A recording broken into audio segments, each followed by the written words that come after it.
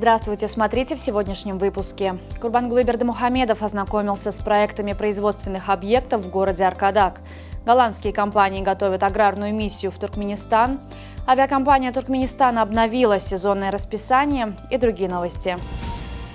Национальный лидер туркменского народа совершил рабочую поездку в город Аркадак. В ходе визита он ознакомился с проектами производственных объектов, которые будут построены в новом городе, и с вертолета осмотрел работы, проводимые на втором этапе строительства. Курбангулы Бердымухамедов высказал ряд замечаний по представленным проектам и внес соответствующие коррективы. По завершении инспекции национальный лидер туркменского народа сообщил о своем уходе в отпуск, пожелав успехов руководителям проекта строительства города Аркадак. Голландские компании планируют организовать аграрную миссию в Туркменистан в ответ на успешный визит туркменской делегации в Амстердам в июне этого года. Основными направлениями деятельности планируемой миссии станут зеленые теплицы, экологически чистые технологии и зерновые культуры. Туркменские авиалинии представили новое расписание сезонных, международных и внутренних рейсов, действительное с 1 августа текущего года. Согласно новому расписанию, авиакомпания «Туркменистан» будет осуществлять регулярные рейсы по 13 международным направлениям. Наибольшее количество рейсов запланировано в Москву и Стамбул. Среди других популярных направлений – Дубай, а также Дели, Пекин и Бангкок. Европейские направления представлены рейсами в Лондон, Франкфурт и Милан. Расписание внутренних рейсов предусматривает ежедневные полеты из Ашхабада в Дашогуз, Туркменабад, Мары, Туркменбаши и Кирки.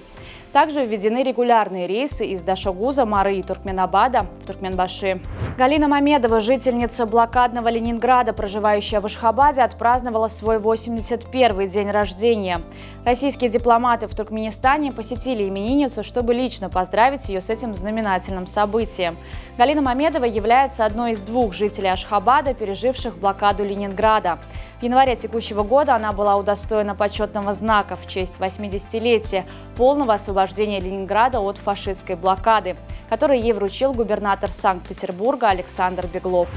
Советник по вопросам культуры Исламской Республики Иран в Туркменистане Навид Расули нанес визит в Государственную библиотеку Государственного культурного центра Туркменистана. В ходе своего визита он преподнес ряд ценных изданий в дар учреждению.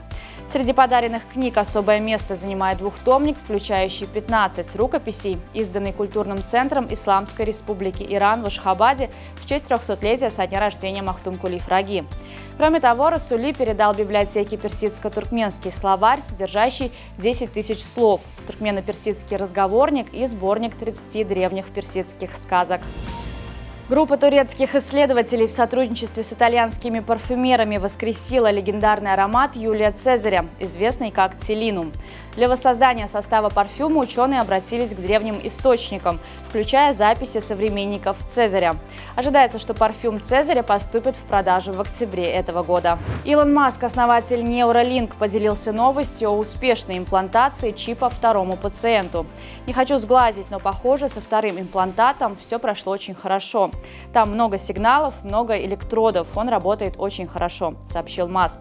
Второй пациент, как и первый, страдает от травмы спинного мозга. Точная дата операции не разглашается. Маск также анонсировал планы по имплантации нейрочипов еще 8 пациентам до конца года. Представительница Туркменистана впервые в истории примет участие в юниорском отборочном турнире по теннису Ролан Гаррос, который пройдет в Алматы. На престижных международных соревнованиях Туркменистан представит Сабрина Рахманова. В отборочном турнире примут участие 16 сильнейших теннисисток до 17 лет из Центральной и Западной Азии.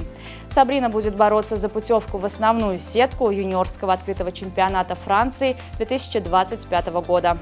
Специализированная детско-юношеская школа Олимпийского резерва по футболу Государственного комитета Туркменистана по спорту проводит набор детей 2017 года рождения. Мероприятие состоится 1 сентября этого года на стадионе Ашхабад. Набор будет проходить с 8:00 до 11:00. Юным спортсменам необходимо иметь при себе спортивную форму, копию свидетельства о рождении и фотографию размером 3×4. На сегодня это все. Желаю вам хорошего завершения дня. Увидимся завтра. И не забывайте, что Туркменпортал – ваш самый надежный источник новостей.